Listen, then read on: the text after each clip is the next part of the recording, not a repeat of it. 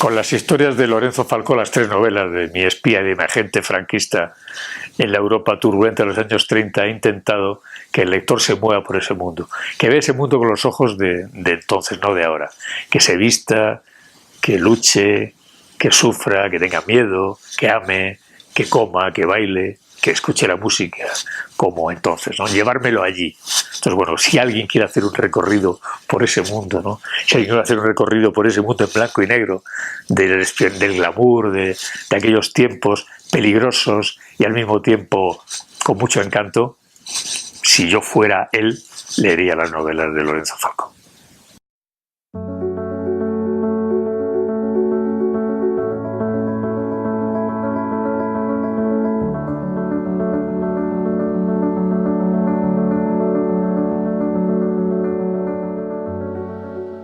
Yo quería seguir contando la historia de mi agente, de mi espía franquista en una Europa convulsa, en el año 37, con la guerra civil en España y la guerra mundial a punto de estallar.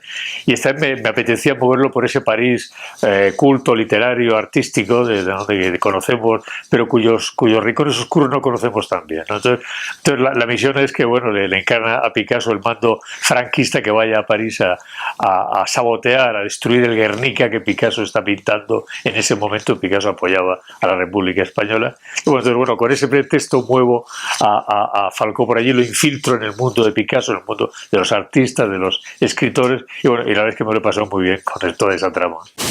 No, un escritor, un novelista lo que hace es que busca tramas narrativas eficaces, que funcionen, donde puedan mover los personajes con soltura, donde haya secundarios potentes que funcionen bien. Entonces, bueno, pues en ese sentido, Picasso me era útil. Yo no quería hacer una novela sobre Picasso, de hecho, además, Picasso aparece como personaje secundario en la novela, aparece nada más en unas pocas páginas, ¿no?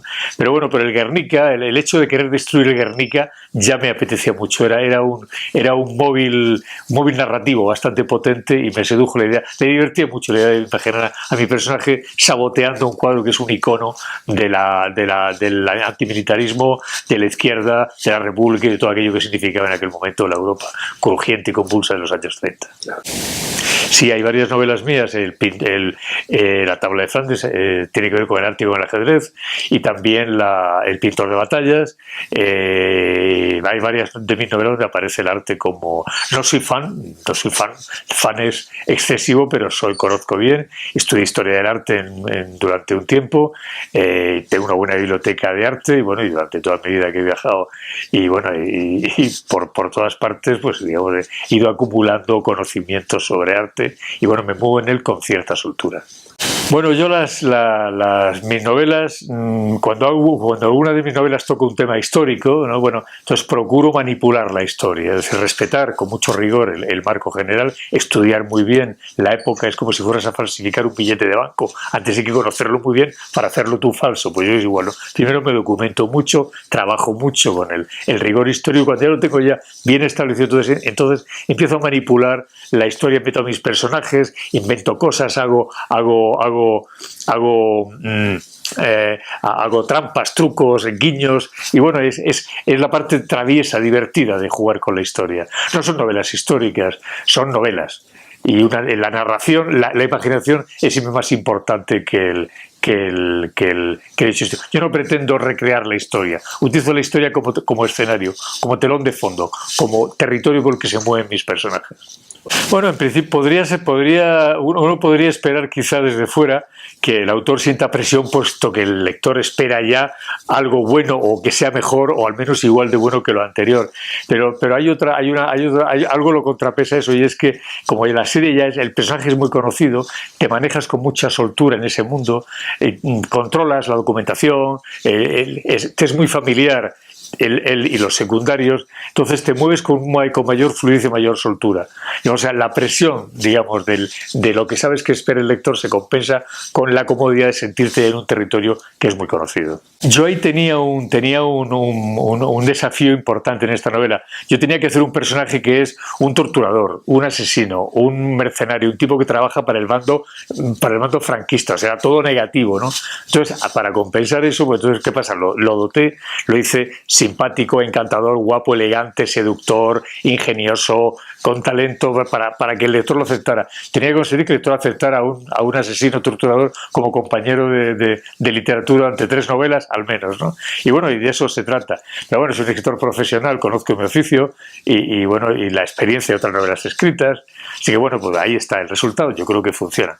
De hecho, ha habido lectores que me han dicho o lectoras, ¿no?, que me han dicho que bueno, que las mujeres se deberían a Falcó a la cama y los hombres se deberían a tomar copas. Y yo lo que quería precisamente, que las mujeres se sintieran seducidas por él como hombre atractivo y los hombres como digamos un compañero de copas, de aventura, de bar o de diversión. En cualquier caso, es un personaje al que le he puesto mucho, lo he cuidado mucho, porque era delicado el tema, era delicado el escenario, era delicado el personaje y puse especial atención en él. Bueno, esta vez lo llevo a una zona de confort. En las anteriores novelas de Falcó, él vive en lugares más hostiles, vive más con la amenaza permanente en territorio enemigo, digamos, ¿no? Esta vez no, esta vez vive en un París, y ese justamente era mi intención, ¿no? Mover a mi personaje, que es un lobo, un cazador, por un París pacífico, aparentemente pacífico, elegante, un París culto, literario, artístico, ¿no? Entonces mi lobo ahí metido ahí en medio, buscando su presa, y ese era el llevar a ese París, a ese París de glamour, buscar los rincones oscuros y peligrosos de esa época y en ese momento. Pues a mi juicio tiene bastante diferencia. Es decir, de James para acá, tanto la literatura como el cine se han nutrido de la tecnología. Todo es tecnología: teléfonos móviles, drones, satélites, aparatos, artilugios. Pero yo no quería eso. Yo quería hacer una novela de espías canónica, a la manera de antes, en blanco y negro, donde el factor humano fuera más importante que la tecnología. Por eso me fui a los años 30. Entonces, en esta novela no han pesado ni John le Carré, ni James Bond, porque no tiene que ver con James Bond. Es otro tipo de espía. Es más bien próximo, digamos, la inspiración, lo que más ha pesado en este personaje han sido las novelas de espías de Eric Ambler, escritas en los años 30, las novelas de Somerset Maugham, las novelas de Skin Shielders, las películas de Hitchcock, la etapa inglesa, la primera, ese cine en blanco y negro, ese ambiente 39 escalones, esos folletines de espías que se publicaban en la revista de los años 20 y 30 son los que más han pesado a la hora de configurar el personaje. Yo no quería hacer un espía moderno. Quería marcarlo en el canon de los espías, pero darle ese ambiente vintage, digamos, retro, clásico, antiguo. Como he dicho, escribir unas novelas en blanco y negro. Ya me la han pedido. Normalmente mis películas suelen ir, mis novelas suelen ir al cine, o me piden, ahora están rodando 2 series mexicanas precisamente, una es La Reina del Sur, la segunda parte, y la otra es una historia de un narco junior que se titula El Último Dragón, ¿no? O sea, estoy muy familiarizado con el cine y me las piden con frecuencia, todo me lo pide, esto también me lo han pedido ya, pero todavía es pronto. Yo creo que antes de llevar una novela o un personaje al cine, hay que esperar a que éste se asiente en el imaginario del lector. Si se hace demasiado pronto, si el personaje aún no está lo bastante establecido, el cine puede desvirtuarlo, estropearlo o manipularlo de una forma que lo aleje de la intención del autor. Por eso prefiero esperar, ¿no? Igual que a La Triste esperé muchos años para permitir que hicieran la película, pues aquí todavía no quiero hacerlo, es pronto todavía. Bueno, a veces sí, a veces no. Hay películas, por ejemplo, hay libros como Los duelistas de Ridley Scott, que es una obra maestra. La novela de Conrad es una novela pequeñita, casi un cuento, ¿no? Hay Blade Runner, que es otra obra maestra, es una novelita pues, que se llama Sueñan los androides con ovejas mecánicas, ¿no? Que es una novela de ciencia ficción que está bien, pero vamos, no tiene la categoría que alcanzó la película Blade Runner. Es decir, con eso que bueno, no se sabe, mientras que a lo mejor hay novelas espléndidas que han sido llevadas a películas muy mediocres. El cartero llama 2 veces, otra magnífica película también, basada en una buena novela, la de total, que decir que no hay una norma, no hay una regla, ¿no? A mí me han hecho, como no sé ahora, como 10 o 12 películas y 4 o 5 series de televisión, y realmente estoy satisfecho de muy pocas. Fíjate que cuando Roman Polanski hizo la Novena Puerta, basada en el Club Dumas, en mi novela El Club Dumas, con Johnny Depp y Frank Langella, él me decía, quiero que colabores en el guión, y yo decía, no, Roman, es tu película, no es mi novela, no me quiero sentir implicado, si me gusta la aplaudiré, si no me gusta me callaré, pero es tu película. Entonces yo mantengo una saludable distancia con respecto al cine, ¿no? Y realmente de películas que hayan hecho de mis novelas que me hayan gustado, la de Polanski estaba bien, El Maestro de Riemann me parece quizá la mejor, Pero hubo otras, por ejemplo, como la que hizo Jim McBride de La tabla de Flandes, que la película es una barbaridad, es un disparate, ¿no? Hay de todo, ¿no? Y experiencia, bueno, pero bueno, ahí está, ¿no? Es una forma de conseguir que lectores, que gente que nunca leería el libro, a lo mejor pues lo vean la historia en el cine, o La Reina del Sur. Pues La Reina del Sur, una novela, bueno, que funcionó bien, muy bien, pero claro, fue un exitazo enorme en toda América, en toda Hispanoamérica, y entonces 80 episodios, entonces claro, gente que jamás leería un libro, conoció la historia a través de la televisión. Yo voy a decir, bueno, que compensa, pero insisto, procuro quedarme fuera y mirarlo desde lejos. Bueno, yo no sé cuántas novelas me quedan por escribir. Yo tengo 67 años, los cumplí hace unos días, y no sé si me queda un año de escritor o 10 o 15, no lo sé. No sé en mi cabeza cuánto aguantará, mi talento o mi imaginación o mis ganas de trabajar. Entonces, como no lo sé, tengo que elegir qué escribo con mucho cuidado. Entonces, Falcó me apeteció mucho contarlo, ¿no? Pero hay otras novelas que quiero contar también. Entonces, claro, si sigo con Falcó, ya no sé si podré hacer las otras. Entonces, he preferido hacer una trilogía, parar de momento, hacer otra novela que tengo en la cabeza, que ya estoy trabajando en ella, y después, cuando la termine, pues veré si vuelvo a Falcó o si hago otra, ¿no? No cierro el personaje, la novela hay un cierre, digamos, abierto, un final abierto que me permitiría tanto seguir haciendo Falcós como parar ahí sin ningún problema.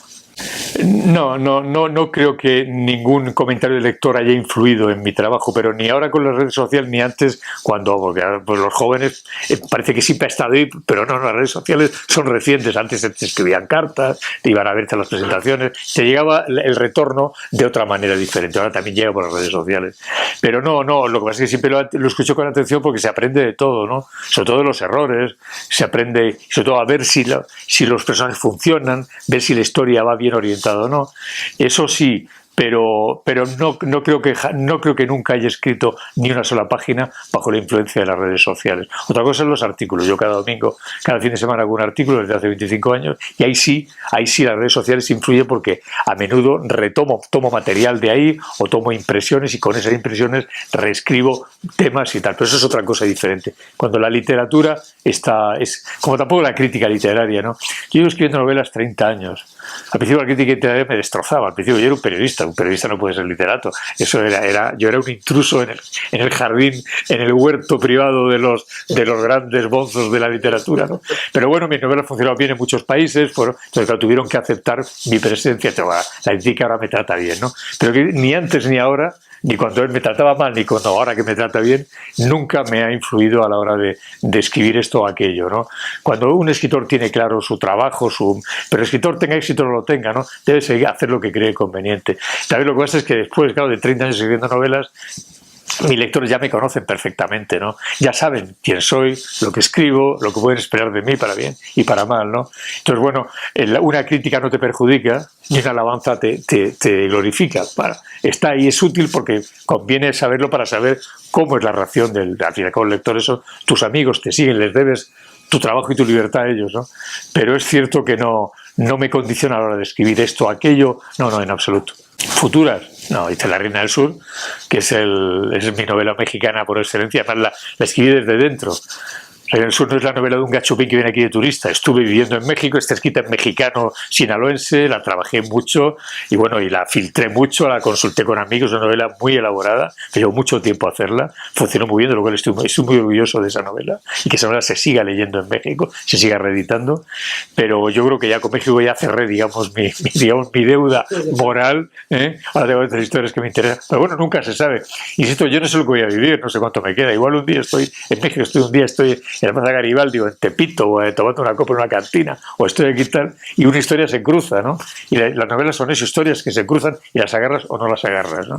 Pero bueno, si un día se cruza la historia, por supuesto que la escribí, pero de momento no tengo ninguna historia mexicana en la cabeza. Bueno, todo final del libro implica una melancolía. Tú convives, me pasó mucho más, yo con La Reina del Sur tengo un artículo que se titula Al fin solo, ¿no? Y es verdad, cuando vives durante mucho tiempo, con Teresa Mendoza viví 2 años y medio con ella, con Falcó llevo viviendo 3 años porque he hecho 3 novelas, estas las he hecho con más rapidez, era más fácil hacerlas. Entonces claro, cuando llegas al final es como si te separaras de un amigo, ¿no? Estás acostumbrado a cada día convivir con él, a saber lo que piensa, lo que hace, a imaginar lo que lucha, lo que mata, lo que vive, lo que sufre, para lo bueno y lo malo, ¿no? Dialogas con él en tu intimidad, lo ves moverse, bañarse, lo ves afeitarse, lo ves peinarse, vestirse, caminar, amar, odiar, ¿eh? Y bueno, y entonces sabes que has terminado, sabes que estás acabando con él, que se va a ir de tu vida, volverá o no volverá, habitualmente no vuelven ya, ¿no? Entonces, bueno, es despedirte de un amigo, ¿no? O de un amor, ¿no? Y eso es melancólico, no es duramente. Bueno, yo soy un profesional, acepto las reglas del juego, soy un profesional, pero es cierto que produce una melancolía. Cuando hay personajes a los que les tomas aprecio o cariño, o con los que eres especialmente feliz escribiendo, que te hacen sentirte bien, cuando trabajas con ellos, cuando los documentas, lees sobre ellos, los preparas, los imaginas, los planificas, ¿no? A acabar con ellos produce siempre una profunda melancolía. Pues yo fui La Reina del Sur, escribí sobre ella. Pero para mí La Reina del Sur fue un personaje muy íntimo, fue una construcción. De cuenta que en aquella época, ahora hay mucha narcoliteratura, pero entonces no la había. Había novelas en Colombia, había un par de novelas sobre narcos que se llamaban, una era Rosario Tijeras y otra era La Virgen de los Sicarios, pero en México no había nada todavía sobre eso, era un tema virgen, digamos, ¿no? Estaba únicamente la novela de Elmer Mendoza, Un asesino solitario, que tampoco era narco, era más política que narco, ¿no? Entonces, claro, yo entré en un mundo que todavía era virgen. Fui a Sinaloa, estuve en México, trabajé mucho en ese asunto y me empapé muy bien de lo que era México, el narco, el porqué. También es verdad que era otro narco distinto al que hay ahora, ¿no? Pues también eso es importante. Bueno, me metí mucho, estuve con narcos, conocí bien ese mundo. Entonces, claro, me metí tanto en él, porque yo era un extranjero, tenía que documentarlo muy bien para no equivocarme, para no cometer errores, que fuese creíble. Además, el lenguaje era muy importante, porque ella es mexicana, ella habla en mexicano, piensa en mexicano, actúa como mexicana. Entonces, todo ese proceso me hizo estar tan obsesionado con Teresa Mendoza, tan metido en su mundo, tan intensamente vinculado a ella, que quizá fue casi un amor, fue casi una relación casi conyugal, ¿no? Era real, yo la tenía a mi lado comiendo, caminando, venía a México, estaba con ella en las cantinas y en España igual. Y entonces, bueno, en ese sentido quizás el personaje de todos los que he escrito que más, además el ser mujer también influía mucho, ¿no? Y como no tenía referencias, porque todas las novelas de Don Winslow, todas estas vinieron después, no tenía otra fuente para apoyarme en ella que mi propia interior, mi documentación, mi imaginación. Entonces fue una cosa muy intensa. Y quizá ahí fue la relación más íntima que he tenido con uno de mis personajes, y cuando la dejé, por eso escribí ese artículo que se llamaba Al fin solo, y que no he hecho con ningún otro personaje en mis novelas, diciendo que ella se iba, que se dejaba sobre la mesa una raya de cocaína, una pistola y tal, y al amanecer se marchaba con el pelo peinado para atrás como ella la llevaba. En fin, contaba, sí, está en las redes sociales, lo pueden leer. Y un artículo muy melancólico, era como perder un amor que me deja, que me abandona, ¿no? Es el único caso en mi vida que se ha dado hasta ahora. Con las historias de Lorenzo Falcó, las 3 novelas de mi espía y de mi agente franquista en la Europa turbulenta de los años 30, he intentado que el lector se mueva por ese mundo, que vea ese mundo con los ojos de entonces, no de ahora, que se vista, que luche, que sufra, que tenga miedo, que ame, que coma, que baile, que escuche la música como entonces, ¿no? Llevármelo allí. Entonces, bueno, si alguien quiere hacer un recorrido por ese mundo, ¿no? Si alguien quiere hacer un recorrido por ese mundo en blanco y negro, del glamour, de aquellos tiempos peligrosos y al mismo tiempo con mucho encanto, si yo fuera él, leería las novelas de Lorenzo Falcó.